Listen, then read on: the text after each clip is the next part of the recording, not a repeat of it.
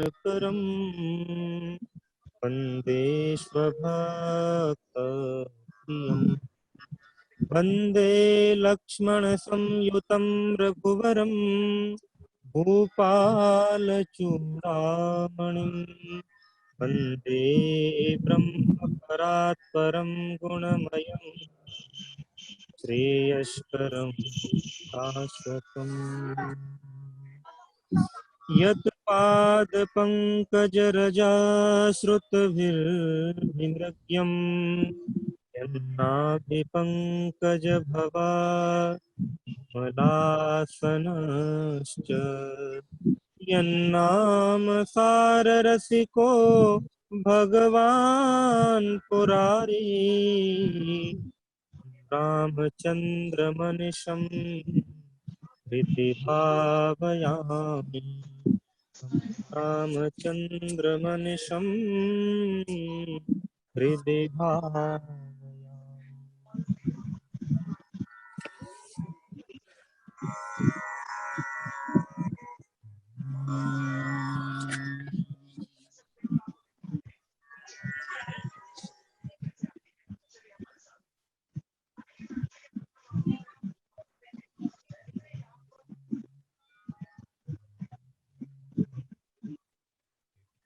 जयति तेऽधिकं जन्मना व्रज श्रयत इन्दिरा शश्वदत्र हि दृश्यतां दिक्षुतावका विकृता सवस्त्वां विचिन्वते शरदद्वाशये साधुजात ससरसिजोदर श्रीमुषादृशा प्रतनाथ ते अशुल्कदाशिका परदनिघ्नतोने किं बत विसजलाप्ययाद्व्यालराक्षसात् वर्षमारुताद् वैद्युतानलात् वृषमयात्मजात् विश्वतो भयात् विश्ववते वयं रक्षितामुः न खलु गोपिकानन्दनो भवान् अखिलदेहिनामन्तरात्मदिक्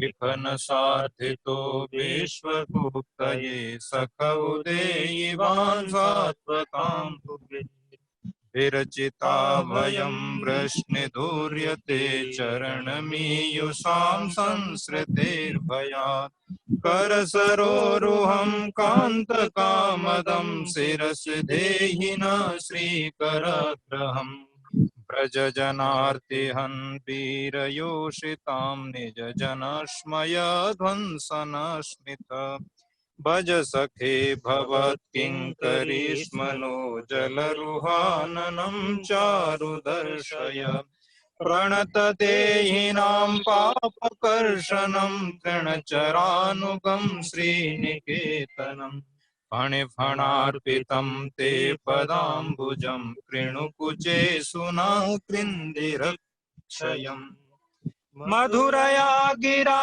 बल्गुवाक्यया बुधमनोज्ञया पुष्करे क्षण विदकरीरिमा वीरमुह्यतीरदर्शिधुना प्याययश्वना तव कथामृतं तप्तजीवनं कविभिरीडितं कल्मषापहम् श्रवणमङ्गलं श्रीमदाततं भुवि गृह्णन्ति ते भूरिदा जना प्रसितं प्रिया प्रेम वीक्षणं विहरणं च ते ध्यानमङ्गलम् रहसि संविदो या हृदि स्पृशा कुहकनो मना चोभयन्ति चलसि यत्प्रजाचार्यं पशूनलिनसुन्दरं नाथ ते पदं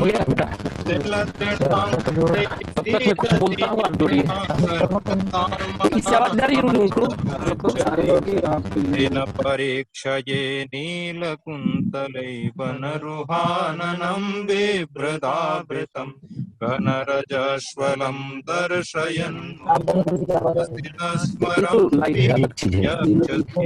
प्रणत ये अलग है कामदं पद्मजार्चितं डायरेक्ट हो रहा है। धरणिमण्डनं देयमापदे चरण पंकजं संतमं च ते रमणनस्तनेर्स्वर्पयादिहन् सुरत बरधनं शोकनाशनं स्वरित चलिए तक बोल रहा हूँ, आप देखिए उसमें आपको आवाज नहीं लेकिन प्ले देख लीजिए इतर बात करके। राग विस्मारणं जल्दी जल्दी से पूछिए। नृणापेतर वीरनस्ते कोई भी एक बात तो किसी से भी करिए ना।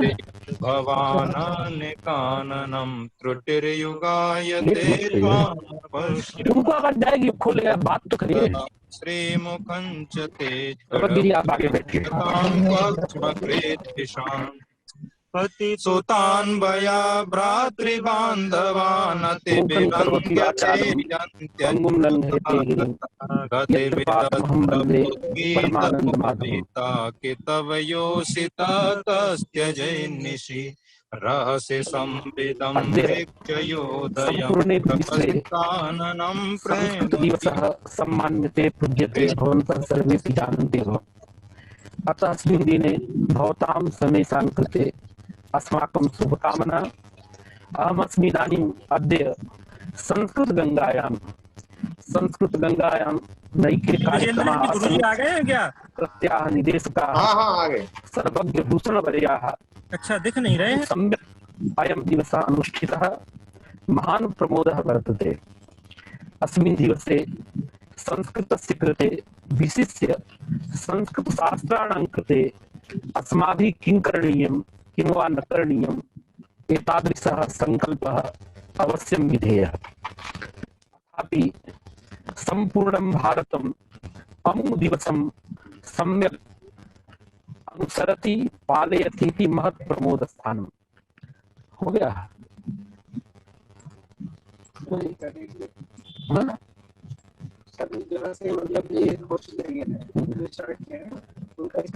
गुरुजी बिल्कुल आ रहा है ना गुरुजी। किसी का भी नहीं, कोई जुड़ा है कि नहीं उसमें? वीडियो कोई नहीं शो करेगा अब तो। गुरुजी आवाज ठीक से नहीं आ रही है गुरुजी की। लेट होगा तो आपकी वीडियो चल रही है, आ रही है ना?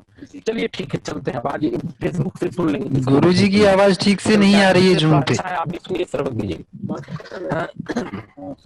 इतः प्रागस्माभिः अभिधानं च प्रायेण तीर्थकृत तद्धितसमासैः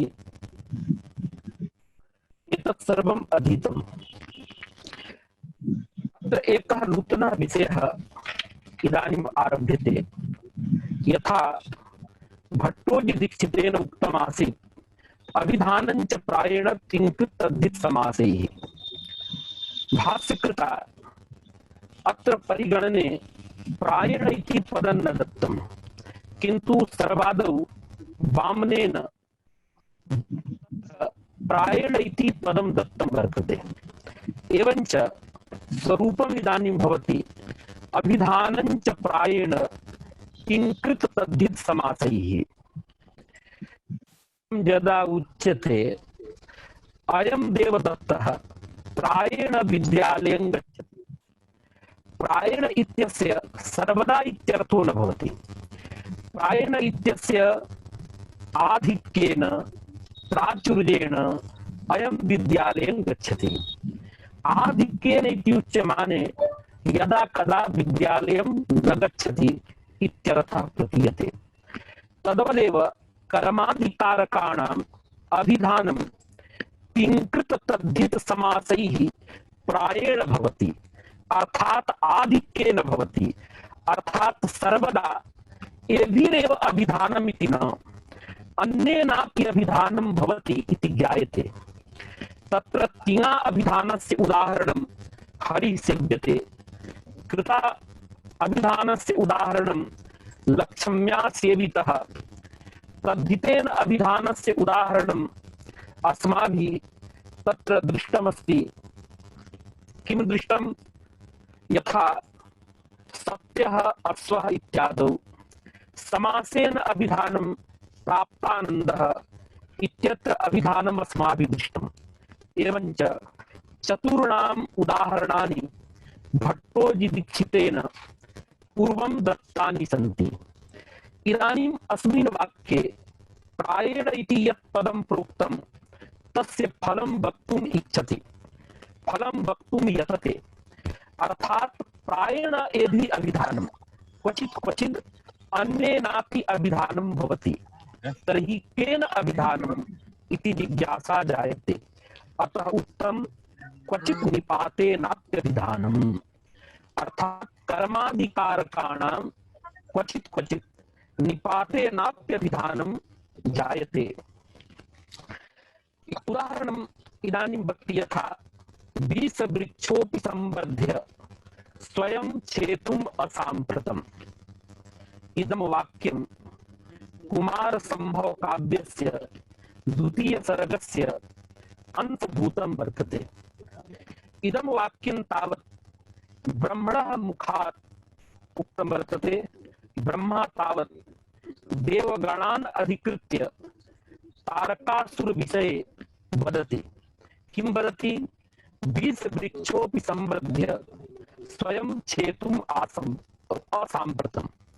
तत्र प्रसंगः वर्तते, देवगुरुणा देवा आदिष्टाः भवन्तः सर्वेऽपि तत्र ब्रह्मणः सकाशे गच्छन्तु, तारकासुरस्य वधस्य उपायं पृच्छन्तु। तदा सर्वे देवा ब्रह्माण्डं प्रति गतवन्तः। तत्र गत्वा तैः उक्तं, तस्य नाशः कथं भवेत्? भवान् एव नाशं करोतु। तदा ब्रह्मा तान् देवान् प्रतिवक्ति। सम्पूर्णं पद्यम् इत्थं वर्तते, इतः स दैत्यः प्राप्तश्रीर्नेत एवार्हति क्षयं बीसवृक्षोऽपि संवर्ध्य स्वयं छेतुम् असाम्प्रतम्। अर्थात् इतः स दैत्यः प्राप्तश्रीः येन सह प्राप्तश्रीः दैत्यः इतः। अर्थात् अस्मादेव ऐश्वर्यं तेन लब्धमस्ति, अस्माभिरेव तादृशं वरदानं दत्तमस्ति। अतः इतः तस्य क्षयं भवितुं नार्हति, तस्य नाशम् अहं न करोमि इति ब्रह्मा तान् प्रतिवदति। तत्र कारणं ददाति ब्रह्मा। किं कारणं? बीसवृक्षोऽपि संवर्ध्य स्वयं छेतुम् असाम्प्रतम्।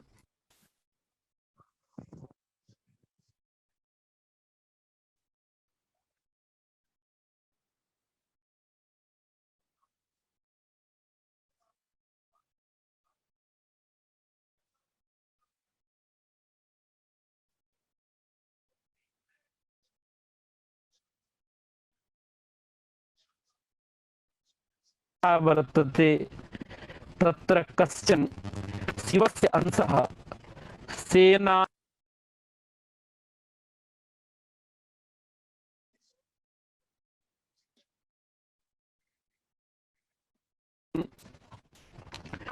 कुमारसम्भव काव्यादागतम्। अत्र इदानीं पश्यामः, बीसवृक्षोऽपि संवर्ध्य स्वयं छेतुम् असाम्प्रतम्। इदानीं यदि केवलं तिङा अभिधानमुच्यते, कृताभिधानमुच्यते, तद्धितेन अभिधानमुच्यते, समासेन अभिधानमुच्यते, निपातेन अभिधानं नोच्यते, तदा बीसवृक्षम् अपि इत्यत्र द्वितीयया भाव्यं न तु प्रथमया भाव्यम्। कविना अत्र प्रथमायाः प्रयोगः कृतः। प्रथमायाः साधुत्वं कथं भवेत् इति चिन्ता इदानीं प्रवर्तते।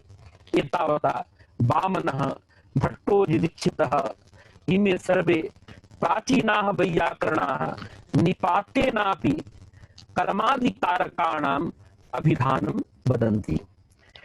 तर्हि अत्र प्रकृते निपातद्वयं वर्तते। एकस्तावत् निपातः अपि शब्दः, द्वितीयस्तावत् निपातः असाम्प्रतम् इत्यत्र विद्यमानः साम्प्रतम् इति शब्दः। केन अभिधानं तदात्र उच्यते असाम्प्रतं घटकेन साम्प्रतमिति निपातेन अत्र कर्मणः अभिधानमस्ति। अन्यथा पश्यतु बीजवृक्षोऽपि संवर्ध्य स्वयं छेतुम् असाम्प्रतम् इति वाक्ये क्रियापदद्वयं वर्तते। एकञ्च क्रियापदं छेतुमिति, द्वितीयञ्च क्रियापदं संवर्ध्य इति। संवर्ध्य इत्यत्र अक्त्वा प्रत्ययः, छेतुम् इत्यत्र तुम् प्रत्ययः। गतदिने अस्माभिः सर्वैः अधीतमेव इदम् अधीतम् अव्ययकृतः भावे विधानम्। अव्यय संज्ञा प्रयोजकाः अक्त्वादि प्रत्ययाः कृत प्रत्ययाः भावे भवन्ति। एवञ्च संवर्ध्य इत्यत्र छेतुम् इत्यत्र यस्तावत् त्वा प्रत्ययः यस्तावत् तुन् प्रत्ययः इमौ द्वौ अपि भावे वर्तेते। भावस्य विधानम्। अतः संवर्धन क्रिया निरूपितं कर्मत्वं छेदन क्रिया निरूपितं वा कर्मत्वं वृक्षगतम् इदानीम् अनुक्तम् अनभिहितं वर्तते। अनुक्तत्वात् अत्र द्वितीयया भाव्यं कविना तावत् प्रथमा कृता। प्रथमायाः साधुत्वं तदा एव संभवति यदा अस्माभिः निपातेनापि अभिधानम् अंगीक्रियते। यदा निपातेन अभिधानम् अंगीक्रियते तदा असाम्प्रतं घटकीभूतः यस्तावत् साम्प्रत शब्दः तेन शब्देन कर्मकारकम् अत्र उक्तं भवति। उक्तत्वात् प्राक्तदिकार्थमात्रे प्रथमा, अतएव बीजवृक्षः इत्यत्र प्रथमा जायते, द्वितीया न भवति। कथम् अत्र समन्वयमपि किञ्चिदहं वदामि। पश्यतु, असाम्प्रतम् इत्यस्य विवरणं दीक्षितेन कृतं न युज्यते। पश्यतु, असाम्प्रतम् इत्यत्र अ इत्यस्य विवरणं न इति, साम्प्रतम् इत्यस्य विवरणं युज्यते इति। तर्हि विवरणवाक्यं यदा भवति बीजवृक्षोऽपि संवर्ध्य छेतुं न युज्यते, न युज्यते इत्यत्र ते प्रत्ययः कर्मणि तिङा कर्मणः अभिधानमस्ति, तदा तत्र प्रथमा जायते। इदानीं न युज्यते इत्यस्य स्थाने असाम्प्रतम् इति प्रयुक्तमस्ति। अत्र तिङपि नास्ति, कृत् प्रत्ययोऽपि नास्ति, तद्धितः अपि नास्ति, समासोऽपि नास्ति। इदानीं केन अभिधानं कर्मणः स्यादिति चिन्ता।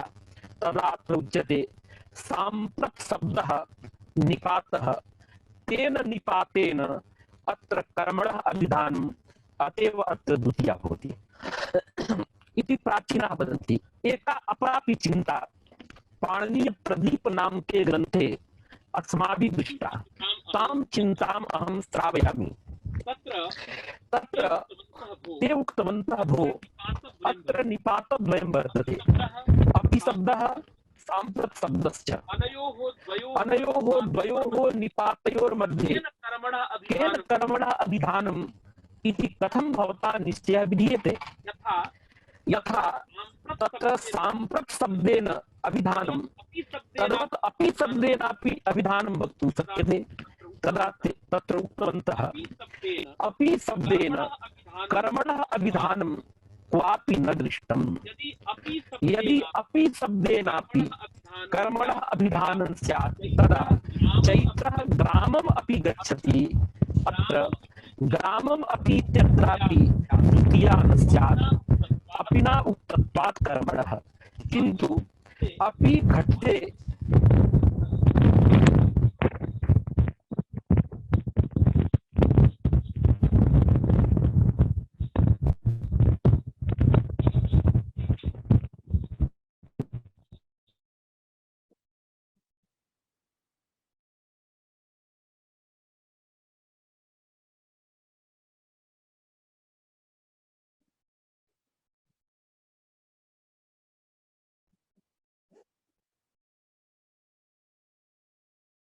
देख यार, देख रहे थे ना जी।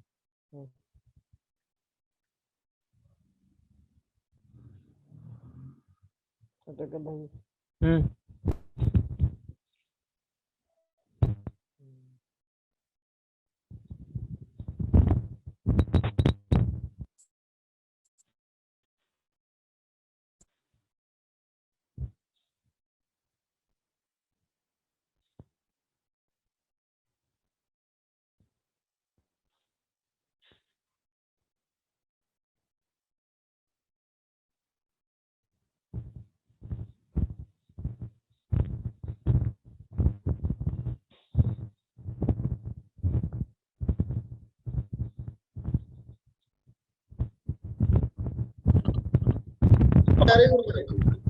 अब आ रहा है हाँ सही है। हाँ ठीक है, वो आज नहीं छोड़ दीजिए वैसे। हाँ, एवंच अत्र 20 वृक्षोपि संवर्ध्य स्वयं छेतुम असाम्प्रतम इति पद्यांसे अपि शब्देन कर्मणः अध्यानं नांगीक्रियते अपितु तत्र असाम्प्रतम इत्यत्र विद्यमानेन साम्प्रत शब्देन अत्र कर्मणः अभिधानम् उच्यते। अत्रापि छात्राः यदा कदा भ्रान्ताः भवन्ति, ते वदन्ति असाम्प्रतम इत्यनेन अभिधानं नास्ति, साम्प्रत घटकेन साम्प्रत इति निपातेन कर्मणः अभिधानम् एवं यत् पदं दत्तं तेन पदेन इदं ज्ञायते क्वचित् तत्र निपातेनापि अभिधानं जायते।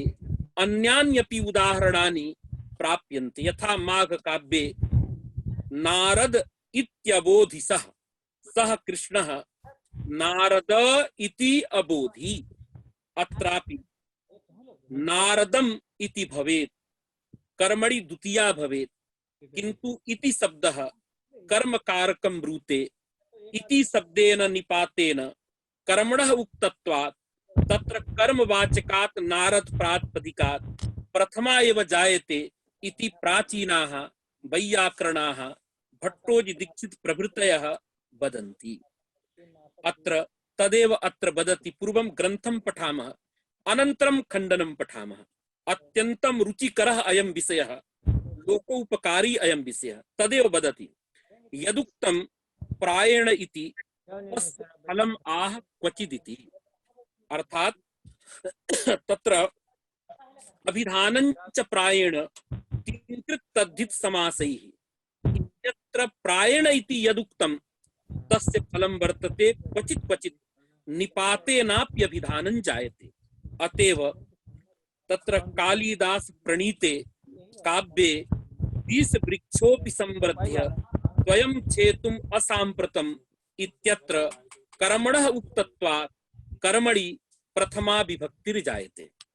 तदेव अग्रे वदति कथम अत्र द्वितीया प्राप्ता 20 वृक्षः इति। यदि तु वर्धिच्छिद्योर अन्यतरेण सह कर्मतया अन्वयो विवक्षते तदा द्वितीया स्यादेवेति ध्येयम्। इदानीम् उच्यते तत्र तत्र किमस्ति, अत्र वर्धि छिदि क्रिया वर्तते, अन्यतरेण सह कर्मतया अन्वय विवक्षायां तु द्वितीया स्यादेव, द्वितीया वेदेव।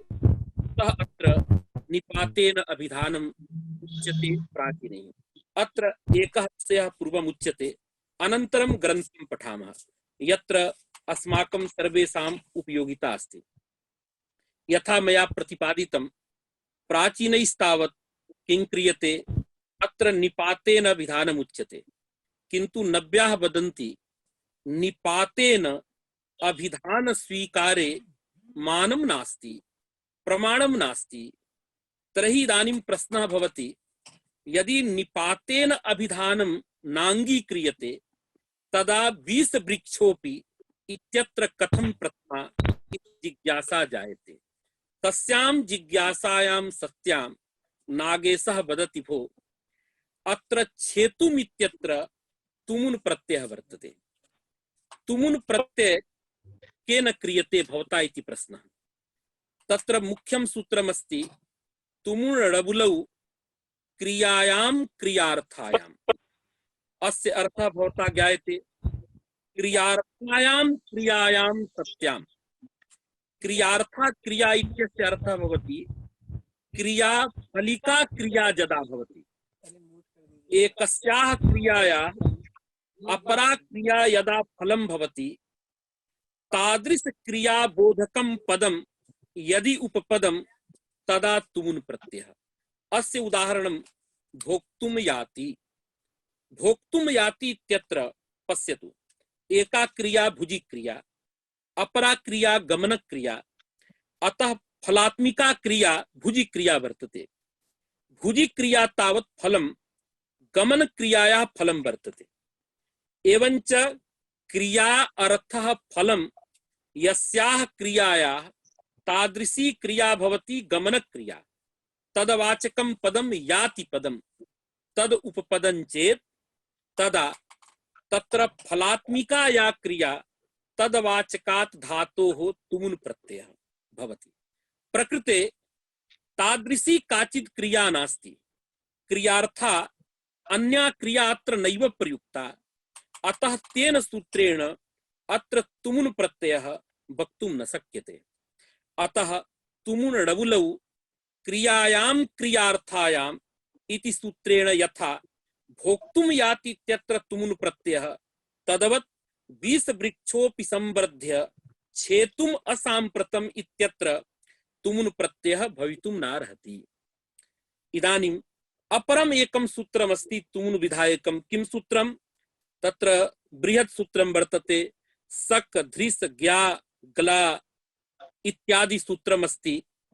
तेन सूत्रेण एभ्यः धातुभ्यः तत्र एतेषां यदा प्रयोगः भवति, एतदर्थकाः धातवः यदा भवन्ति, एतेषु उपपदेषु तुमुन् प्रत्ययः विधीयते।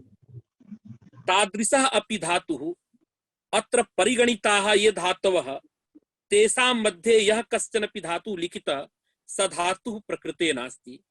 अतः तेनापि सूत्रेण अत्र तुमुन् प्रत्ययः वक्तुं न शक्यते। अवशिष्टम् इदानीं सूत्रं भवति समान कर्तृक। तत्र अवशिष्टं सूत्रमस्ति समान कर्तृकेषु तुमुन्। समान कर्तृकेषु तुमुन् एकं सूत्रं वर्तते। तत्र इच्छार्थकेषु इति अनुवर्तते। एवञ्च अर्थः भवति समान कर्तृकेषु इच्छार्थकेषु तत्र तुमुन् प्रत्ययः। अतः छेतुम् इत्यत्र तुमुनः साधुत्वाय अस्माभिः इच्छार्थकः धातुः कश्चन आनेयः। एवञ्च इष्यते इति क्रियापदम् अत्र अध्याह्रियते। इष्यते इति क्रियापदं यदा आगच्छति तदा अत्र इच्छार्थकः इस धातु इदानीं प्रयुक्तः। तत्र इच्छार्थकं पदं वर्तते इष्यते इति पदम्। अर्थात् एवं वक्तुं शक्यते, इच्छार्थकः धातुः इस धातुः, तद् घटितं पदम् इष्यते इति पदं, तस्मिन् सति अत्र तुमुन् प्रत्ययः भवितुम् अर्हति। एवञ्च छेतुम् इत्यत्र समान कर्तृकेषु तुमुन् इत्यनेनैव तुमुन् प्रत्ययः वक्तव्यः। तस्य कृते इष्यते इति पदस्य अध्याहारः वक्तव्यः। यदा इष्यते इति पदम् आगतं तदा तु इष्यते इत्यत्र ते प्रत्ययः वर्तते, तिङ् प्रत्ययः। तेनैव तिङ् प्रत्ययेन इदानीं कर्मणः अभिधानं कर्मणः उक्तत्वात् अत्र प्रात्पदिकार्थलिङ्ग परिमाण वचन मात्रे प्रथमा इति सूत्रेण प्रात्पदिकार्थे प्रथमा भवति। अतः निपातेन अभिधानस्य अत्र फलं भवितुं नार्हति। एवञ्च अत्र अर्थः भवति विषवृक्षोऽपि संवर्ध्य स्वयं छेतुम् इष्यते यत् तद् असाम्प्रतम्। अर्थात् विषवृक्षः सम्यक् वर्धयित्वा स्वयं छेतुम् इष्यते स विषवृक्षः तद् अयुक्तम् असाम्प्रतम्। अर्थात् इच्छा अयुक्ता। यद्यपि इच्छायाः अयुक्तत्वं नास्ति, अपितु इच्छा विषयस्य छेदनस्य अयुक्तत्वम्। अतः विषये अयुक्तता इच्छायां विषयिण्याम् आरोप्यते। अतः उक्तम् तत्र 20 वृक्षोपि संवर्ध्य स्वयं छेतुम् इष्यते यत् तद असाम्प्रतम्। वस्तुतः इच्छा विषयस्य छेदनस्य अयुक्तत्वम् अनेन वाक्येन कविना प्रतिपादितं ब्रह्ममुखात्। यतः तारकासुरः तेन तस्य आशीर्वादेन वर्धितः। अतः यदि सः 20 वृक्षः, 20 वृक्षः अत्र षष्ठी तत्पुरुषः, तस्य पूर्वं संवर्धनं कृतम् अनन्तरं स्वयमेव छेदनम् अयुक्तं भवति इति अत्र प्रतिपादितं वर्तते। एवञ्च छेतुमित्यत्र तुमुनः साधुत्वाय इष्यते इति क्रियापदम् अवश्यम् आनेयम्। तत्र इष्यते इत्यत्र ते प्रत्ययेन तिङा कर्मणः उक्तत्वात् तत्र तिङा अभिधानं न तु निपातेन अभिधानम्। अतएव भगवता इदं परिगणनं कृतं न तु उदाहरणम्। अत्र प्राचीनाः वैयाकरणाः वदन्ति अभिधानञ्च प्रायेण तिङ्कृत् तद्धित समासैः इति तु उदाहरणमात्रं न तु परिगणनम्। किन्तु भट्टोजी दीक्षित प्रभृतयः अत्र वदन्ति नेदम् उदाहरणम् इदं परिगणनम्। एतावता प्रायेण इति पदं यत् वामनेन पूर्वं दत्तम् अनन्तरं दीक्षित प्रभृतयः इदम् उक्तवन्तः प्रायेण इति तत्सर्वं भाष्य विरुद्धम्। अत्र एकम् उदाहरणम् आगच्छति। किम् उदाहरणं? यथा अमुम नारद इति अबोधिसः इति वाक्यस्य कथं साधुत्वम्? अत्र पश्यन्तु, इदं वाक्यं वर्तते माघकाव्यस्य शिशुपालवधस्य संपूर्णं पद्यमस्ति। एवं चयस्त्विषाम् इत्यवधारितं पुरा ततः शरीरीति विभाविता कृतिं विभक्तावयवं पुमानिति क्रमाद अमुम नारदित्यबोधिसः। अत्र अबोधि अत्र लुङ् लकारः ति चिणो लुक् इत्यनेन प्रत्ययस्य लुक् जातः। किन्तु अत्र लुङ् तावत् कर्मणि नास्ति, अपितु कर्तरि वर्तते। विशेष सूत्रेण दीपजन बुध इति सूत्रेण कर्तरि वर्तते चिण्। एवञ्चत्र सः विभु कृष्णः अबोधि। कम अमुम अबोधि? अमुम अबोधि अर्थात नारदम अबोधि। एवं व्याख्यानं प्राचीनाः कुर्वन्ति। अर्थात पूर्वं किम् अवगतं? त्विषां चयः तेजसां पुञ्जः, अनन्तरम् आकृतिः दृष्टा, तेन शरीरी एवं ज्ञानं जातम्। अनन्तरं तत्र अवयवाः दृष्टाः, तदा अयं पुमान् इति ज्ञानम्। अनन्तरम् अमुम् आगच्छन्तं पुरुषं नारदः इत्यबोधिसः। एवं तत्र वर्णनं वर्तते। अर्थात् पूर्वं तेज पुंज रूपेण ज्ञानं, सामान्य ज्ञानं, पुनः विशेष ज्ञानं शरीरी इति ज्ञानं, ततोपि विशेष ज्ञानं तत्र पुरुषः इति ज्ञानं, अनन्तरं विशेष ज्ञानं जातं नारदः। आगच्छन्तम् अमुं नारदित्यबोधिसः कृष्णः। एवं रूपेण तत्र काव्यं वर्तते। भवेन्नाम अस्माकं प्रयोजनं तावदेव अमुं नारद इत्यबोधिसः। नारदः इत्यत्र कथं प्रथमः? यतोहि अत्र वर्तते अमुम नारदम् इति शब्दं न योजयामः, तदा एवं वक्तुं शक्यते अमुम् आगच्छन्तं पुरुषं नारदम् अबोधि स कृष्णः। अर्थात कृष्णः विभुः, सः प्रसंगः कश्चन वर्तते कृष्णस्य। अत्र प्राचीनाः वदन्ति, पश्यतु, यदा अम् विभक्ति वर्तते तदा इति शब्दस्य आवश्यकता नास्ति। सामान्य भाषया अहम् इदानीं वदामि, यदा तस्य स्थाने इति शब्दः वर्तते। इति शब्दः कर्म कारकं यदा ब्रूते तदा इति शब्देन निपातेन कर्मणः उक्तत्वात् तत्र प्रातिपदिकार्थ मात्रे प्रथमा भवति। अतएव नारद इति उच्यते। यदा इति शब्दः न प्रयुज्यते तदा अबोधि इत्यत्र लकारः कर्तरि वर्तते, तेन कर्तुः उक्तत्वात् विभुः सः इत्यत्र कर्तरि प्रथमा, नारदम इत्यत्र द्वितीया एव भवति। किन्तु अम इत्यस्य स्थाने कर्म कारकं वक्तुं यदा कविना माघेन इति शब्दः प्रयुक्तः तदा द्वितीयायाः प्रयोगः न भवति। इति शब्देन कर्मणः उक्तत्वात् इदानीं तत्र प्रथमा विभक्ति प्रातिपदिकार्थ मात्रे जाता। एवंच तत्र अमुम आगच्छन्तं पुरुषं नारदम अबोधिसः एवं रूपेण अस्य वाक्यस्य साधुता भवति प्राचीनानां मते। नव्याः वदन्ति भो एवं नास्ति। अत्र वस्तुतः नारदः इति कर्म कारकमेव नास्ति। कर्म कारकं तावत् अमुम अदस पदार्थः कर्म कारकम् अस्ति, कर्म संज्ञकः अस्ति। नारदः इति तु ज्ञानस्य स्वरूपम् अर्थात धात्वर्थ फलम यद ज्ञानम् अस्ति तद ज्ञानं कीदृशं तत्र अभेदेन अन्वितं नारदः इति स्वरूपम्। पश्यन्तु भवन्तः, अत्र बुध धात्वर्थः ज्ञानानुकूलः व्यापारः।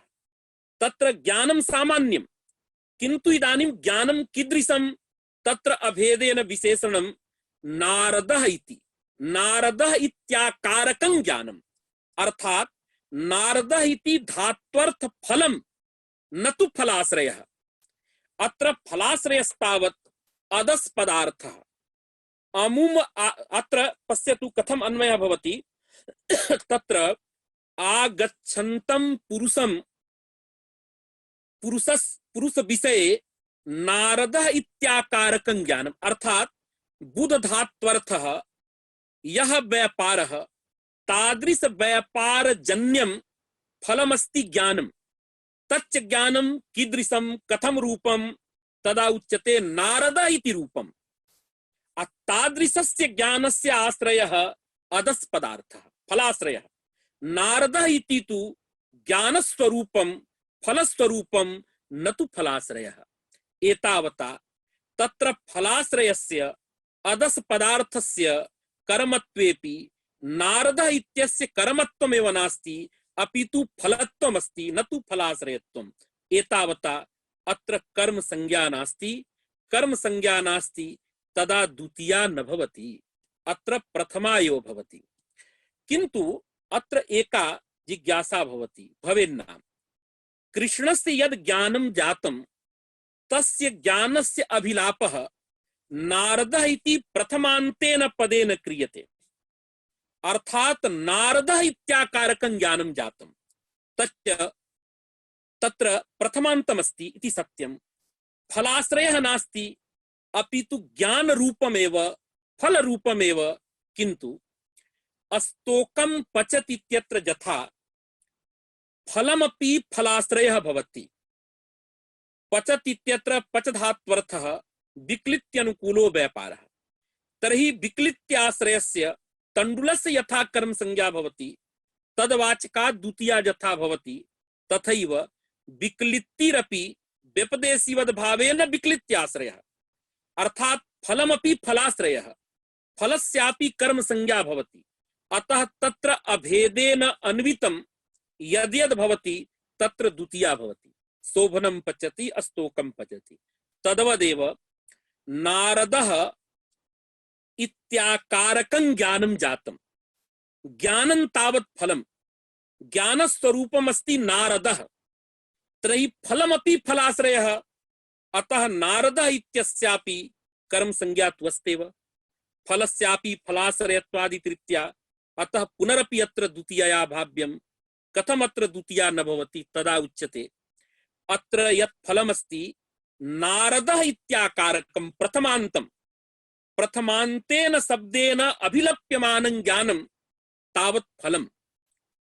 अतः तदुपस्थापकं वर्तते ज्ञानः इति पदं प्रथमान्तं तच्च नैव प्रातिपदिकम्। अप्रातिपदिकत्वात् तत्र द्वितीया न प्रवर्तते इति नव्याः अत्र वदन्ति। पश्यन्तु अत्र विषयद्वयं वर्तते। नारदः इति इत्याकारकं ज्ञानं फलं न तु फलाश्रयः, तस्य कर्म संज्ञा नास्ति। फलस्यापि फलाश्रयत्वम् उक्त्वा यदि कर्म संज्ञा उच्यते अथापि अत्र द्वितीया न भवति।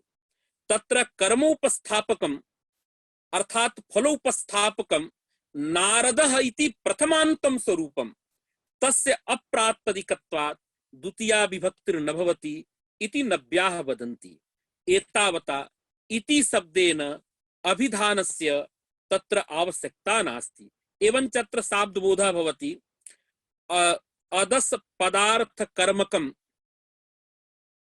कृष्णनिष्ठ कर्मकः कृष्णनिष्ठः नारदः इत्याकारक ज्ञानानुकूलः अतीतकालिकः व्यापारः। एवं प्रकारेण अत्र बोधः अंगीकृतः। अर्थात बुद्ध धात्वर्थः ज्ञानं फलं तत्र अभेदान्वयी नारदः इति। अर्थात ज्ञानस्य स्वरूप बोधकम् इदं पदं प्रथमान्तं एतावता तस्य कर्म संज्ञा एव नास्ति, फलाश्रयत्वं नास्ति, एतावता द्वितीया न भवति। ज्ञानस्यापि ज्ञानाश्रयत्वं फलस्यापि फलाश्रयत्वम् इत्युक्त्वा कर्म संज्ञायाम् अपि द्वितीया न भवति। कुतः? तत्र प्रथमान्तस्य अप्रातिपदिकत्वात् एवं रूपेण व्याख्यानं वर्तते। एवञ्च इति शब्देन अन्येन निपातेन वा यत्र यत्र प्राचीनैः अभिधानमुक्तं तस्य अभिधानस्य नव्याः प्रकारान्तरेण खण्डनं कुर्वन्ति। एतावता अभिधानञ्च तिङ्कृत तद्धित समासैः यद भगवता भाष्यकृता भाष्ये प्रोक्तं तत् परिगणनं न तावत् उदाहरणमात्रम्। एतावता प्रायण इति पदम् अत्र न देयम्। अन्यदपि तत्र एकम् अत्र टिप्पणी दत्ता वर्तते। तां टिप्पणीमपि भवतां कृते अहं श्रावयामि। परे तु निपातेन अभिधानस्य कारक विभक्ति प्रयोजकत्वेन फलम्। 20 वृक्षः इत्यत्र तु छेतुम् इत्यत्र तुमुनः साधुत्वाय क्रियाध्यारः आवश्यकः यथा मया प्रोक्तम्। छेतुम् इत्यत्र तुमुनः साधुत्वाय अत्र इच्छार्थकः धातु आनेयः, इष्यते इति पदम् आनेयम्, तत्र तिङा एव अभिधानम्। एतावता अत्र निपातेन अभिधानस्य आवश्यकता नास्ति। पुनः तथा च 20 वृक्षोऽपि संवर्ध्य स्वयं छेतुम् इष्यते यत् तद् असाम्प्रतम् इत्यर्थेन अध्याहृत तिङा कर्मणः एव उक्तत्वात् न द्वितीया। अग्रिमं बहु सम्यक् अत्र दत्तमस्ति। यथा मया प्रोक्तं नारदित्यबोधिसः इत्यत्र अबोधि इत्यस्य अमुम् इत्येव कर्म, अर्थात अबोधि इति क्रियापदं यत् वर्तते तस्य क्रियापदस्य अमुम् इति कर्म वर्तते, न तु नारदः इति। कथं? नारदः इति ज्ञानस्य स्वरूपं न तु फलाश्रयः। अन्वयः कथमस्ति? अमुम् आगच्छन्तं पदार्थम् अबोधि इत्यनेन अदः पदार्थनिष्ठ विषयता निरूपक अतीतकालिक हरिनिष्ठ ज्ञानानुकूलो व्यापारः इति बोधः। ज्ञायते भवद्भिः। तत्र आगच्छन्तः आगच्छन्तम् अमुं पुरुषम् अबोधि, तत्र अदस् पदार्थः कर्मकारकम्।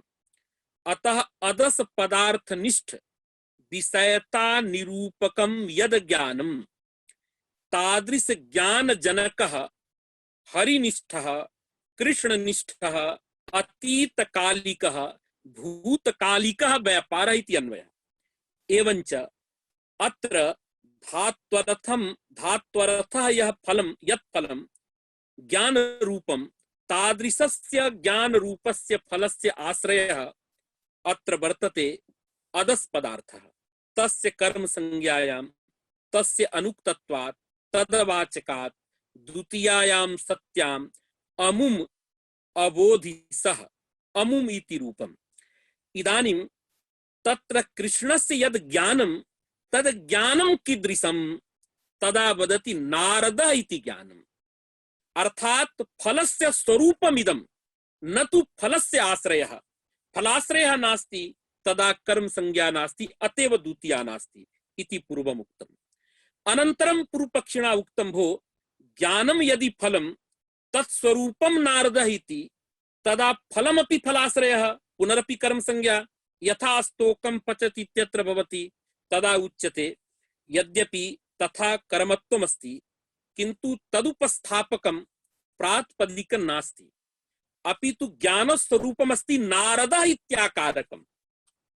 प्रथमान्तेन पदेन अभिलप्यमानं तज् ज्ञानं तस्य प्रथमान्तस्य अप्रातिपदिकत्वात् तत्र द्वितीया वक्तुं न शक्यते। तदेव अत्र उक्तम् इति बोधः। तत्र ज्ञानाकाराकाङ्क्षायां नारदः इति ज्ञानाकार निर्देशः ननु नारदः इत्यस्य अभेदेन ज्ञानान्वये फलस्यापि फलाश्रयत्वात् कर्मतया द्वितीया दुर्वारा इति चेन्न नारदः इति प्रथमान्तस्यैव ज्ञानाकारत्वेन अप्रातिपदिकत्वात् तदप्राप्तेः। अस्य एतावत् पर्यन्तं यद् मया उक्तं तस्य अपरमपि फलमस्ति। निपातेन अभिधानम् अङ्गीक्रियते तदा अधिहरि इत्यत्र दोषः। काचित् विशिष्टा कल्पना कर्तव्या भवति। पश्यतु दीक्षितः भट्टोजी दीक्षितः तत्र वदति तत्र अलौकिकं विग्रहवाक्यं तत्र दत्तं वर्तते हरि ङी अधि। तत्र अयं प्रश्नः भवति भो तत्र ङी विभक्तेः प्रतिपाद्यं यद् अधिकरणत्वं तद् अधिकरणत्वम् इदानीम् अधिना प्रोच्यते। तर्हि अधि इति निपातेनैव अधिकरणस्य अभिधानात् अत्र सप्तमी न स्यात्। यथा नारदित्यबोधिसः 20 वृक्षोपि इत्यादिषु स्थलेषु निपातेन कर्मणः उक्तत्वात् द्वितीया भवता नाङ्गीक्रियते, तदवत् अधिशब्देन यदि अधिकरणत्वस्य अभिधानं तदा ङी विभक्तेः कथं प्रयोगः? तदा तत्र उच्यते प्राचीनैः वैयाकरणैः वचन सामर्थ्यात्। वचन सामर्थ्यम् इत्यस्य को अभिप्रायः तदा भवद्भिः ज्ञायते एव। तत्र विभक्त्यर्थादिषु वर्तमानम् अव्ययं समर्थेन सुबन्तेन सह समस्यते, न तु प्रातिपदिकेन सह समस्यते। इदानीं सुबन्तेन यदि समासः ङी विभक्तेः यदा प्रयोगः नास्ति तदा अत्र समासः एव भवितुं नार्हति। अतः वचन सामर्थ्यात् अधिशब्देन अधिकरणस्य उक्तत्वेपि तत्र ङी विभक्तेः प्रयोगः भवति। इदानीं विभक्त्यर्थे विद्यमानम् अव्ययम् अधि इति तस्य अव्ययस्य समर्थेन हरि ङीति सुबन्तेन समासः वक्तुं शक्यते। एवं प्राचीनाः कल्पनां कुर्वन्ति। नव्याः वदन्ति भो आवश्यकता एव नास्ति। अयं दोषः कदा आगतः? यदा उदाहरणं भवता अङ्गीक्रियते, निपातेनापि अभिधानम् अङ्गीक्रियते। अस्माभिः प्रोच्यते अभिधानं केवलं चतुर्भिः अङ्गीक्रियते, तिङा कृता तद्धितेन समासेन। अत्र अधिकरणस्य अभिधानम् अस्ति किन्तु तिङा अभिधानं नास्ति, कृता अभिधानं नास्ति, तद्धितेन अभिधानं नास्ति, न वा समासेन। अत्र अधिना अभिधानं वर्तते, अधिशब्देन अभिधानं, तेन अभिधानं नाङ्गीक्रियते। अतः अधिशब्देन अधिकरणस्य उक्तत्वेपि अत्र इदानीं किं भवति? सप्तमी स्वतः एव जायते। सप्तमी जायते चेत् वचन सामर्थ्यात् विभक्तिः नैव कल्पनीया इति नव्याः वदन्ति। प्राचाम्मते निपातेन यदि अभिधानम् अङ्गीक्रियते तदा तु अधिना निपातेन अधिकरणस्य उक्तत्वात् सप्तमी नैव प्राप्ता। अतः सप्तमी संपादनाय वचन सामर्थ्यादिति कल्पनीयम्। नव्यानां मते तावत् केवलं चतुर्भिः अभिधानं, निपातेन अभिधानमेव नास्ति, उक्तत्वमेव नाङ्गीक्रियते। अतः अधिशब्देन अधिकरणस्य उक्तत्वेपि तत्र सप्तमी भवितुमर्हति स्वतः। एतावता वचन सामर्थ्यात् सप्तमी इति कल्पना नव्यानां मते नैव करणीया। तदेव वक्ति अत्र बहु सम्यक् सभापति सर्वोपाध्यायेन विवेचितं वर्तते। तदेव अग्रे वदति, पश्यतु, किंच अधिहरि इत्यादौ प्रत्यासत्या विभक्त्यर्थे अव्ययम् तद विभक्त्यन्ते नैव समास विधानात् तत्र अधिशब्देन आधारत्वस्य उक्ततया सप्तमी अप्राप्तया वचन सामर्थ्यात् सप्तमी इत्यपि न कल्पनीयम्। निपातेन अभिधानेपि विभक्ति स्वीकारे बाधका भावात्। यथा भीष्मं कटं कुरु इत्यत्र द्वितीयया सुविभक्त्या कर्मणः अभिधानेपि भीष्मम् इत्यत्र द्वितीया जायते। यथा चतुर्भिरेव अभिधानं तद्वदेव इदानीम् अधिशब्देन अधिकरणस्य अभिधानेपि तत्र सप्तमी स्तुत्राम जायते। एतावता वचन सामर्थ्यात् सप्तमी कल्पना कृता प्राचीनैः। सा कल्पना इदानीं नैव करणीया इति नव्या वदन्ति। वचन सामर्थ्यात् सप्तमी इत्यपि न कल्पनीयम्। निपातेन विधानेपि विभक्ति स्वीकारे बाधका भावात्। अतएव अभ्र आंग अपः इत्यत्र आंग इति निपातेन अधिकरणस्य उक्तत्वेपि अभ्र शब्दात् सप्तमी सिद्ध्यति इत्याहुः। अतएव एकं वाक्यमस्ति, अभ्र आंग अपः। अत्र पश्यतु, आंग इति अधिकरणे वर्तते, अथापि अभ्र इत्यत्र सप्तमी। कथं? यदि निपातेनापि अभिधानम् अंगीक्रियते तदा आंग इति निपातेनैव अधिकरणस्य उक्तत्वात् अभ्र इत्यत्र सप्तमी विभक्तिर्न स्यात्। किन्तु तत्र न केवलम् उदाहरणमात्रम् अपितु परिगणनमिदम् एतावता तिनाभिधानं कृताभिधानं तद्धितेन अभिधानम् अथ च समासेन अभिधानम् अंगीक्रियते। तत्र अस्माभिः अन्येन सुविभक्त्या निपातेन वा अभिधानं नास्ति। अतएव आंग इति निपातेन अधिकरणस्य उक्तत्वेपि अभ्र इत्यत्र सप्तमी भवति। अभ्र आंग अपः इत्यत्र सप्तमी जायते। तत्र सप्तमी सर्वेषाम् इष्टा वर्तते। एतावता प्राचीनैः निपातेन यद अभिधानम् अंगीकृतं तत्सर्वं भाष्यविरुद्धं युक्तिविरुद्धं च भाति। अस्तु, अद्य सोमवासर आसीत्, बहु व्यस्तता आसीत्, अथापि अत्र अहं संस्कृत गंगायाम् इदानीं पाठयन् अस्मि। तत्र प्रातः कालादारभ्य किंचित् किंचित् अत्र चलति। पुनः अत्र श्वः आगत्य अहम् अत्रैव पुनरपि इमं पाठम् अग्रे सारयामि। अस्तु, अद्य तावदेव। यतोहि यत्र संस्कृत दिवसः आसीत्, भवद्भिः साकम् अवश्यं मेलनीयम् इति कृत्वा अहम् आगतः। अस्तु, जयतु भारतम्, जयतु संस्कृतम्।